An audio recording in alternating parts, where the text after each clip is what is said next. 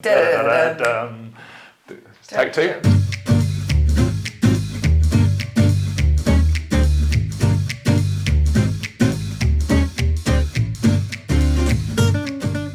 Hello and welcome back to Boozy and the Beast, How to Drink Better. And today we'll be talking about this, pink Prosecco. You see the link here? Right, what are we doing, Libby? Well, so wait, stop.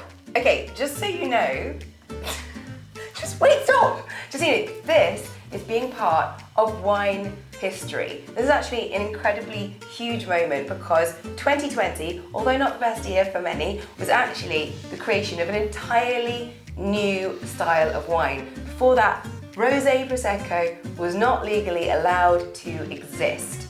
So this is actually really huge. Oh, wow. Well, fantastic. I expect my MB is going to be in the post.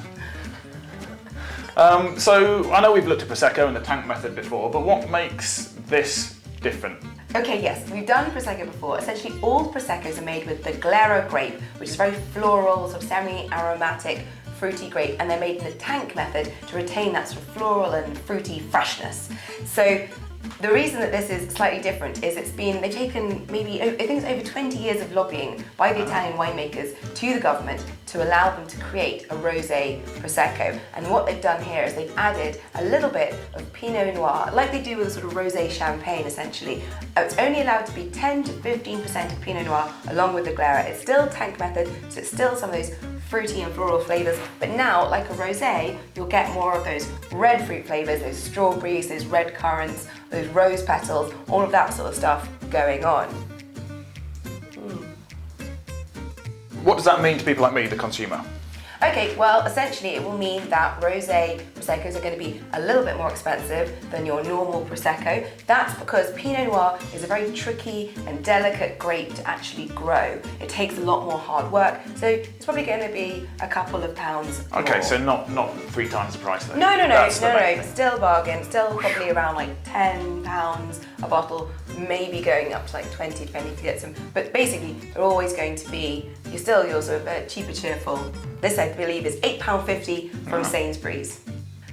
This is actually particularly good news for the UK because we are the biggest imbibers of Prosecco globally. And it also turns out, with my research, yeah, go us, that we love a bit of pink fizz. So there's loads out there. 2020 is the first year that it's happened and it's selling like hotcakes.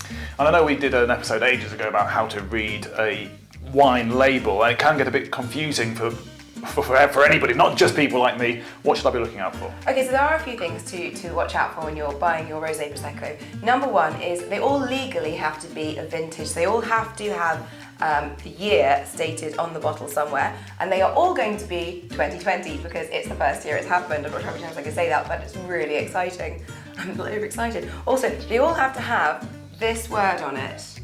Millesimato. Millesimato, which essentially means vintage in Italian, and that means that 85% of the grapes came from that year. It's sort of, it's ensuring quality essentially and regulation. And speaking of regulation, in Italy you'll often see labels with DOC or DOCG, and those are areas that are regulated and controlled to ensure the wines are made properly, they follow all the rules, and it's generally, it's not an absolute, but it's a good benchmark for quality. The DOCG is the top level, and they have so far said no to Rosé Prosecco. I do wonder if when they see the sales, they might change their mind. So the top level you can get is Prosecco DOC. Are you saying they may not make the decision on principle, it may just be on finance? Well, I guess we'll wait and see. We'll wait and see what they do. And another thing to look out for is basically how you like your Prosecco. So there are 3 rosé styles available right now. There is Brut Nature or Brut Zero, which is when there's only 0 to 3 grams of sugar per 0 to 3 grams of residual sugar per litre, and that's the dry, that's bone dry. There is then Brut, which is the UK's favourite style of sparkling, which means there's a little bit of residual sugar in there, but it's basically dry. It's a dry style. And then confusingly, there is extra dry, also known as extra sec, which means slightly sweeter than dry, which is weird because it's called extra. It doesn't make any sense. It basically means sort of a medium dry flavour.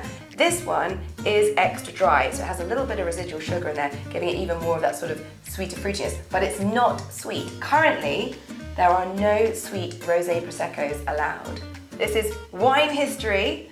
This is a moment. 2020, the first ever year this was created. What do you think? I'm not a huge Prosecco fan anyway, but that's all right. I drink it. I drink it by the pool.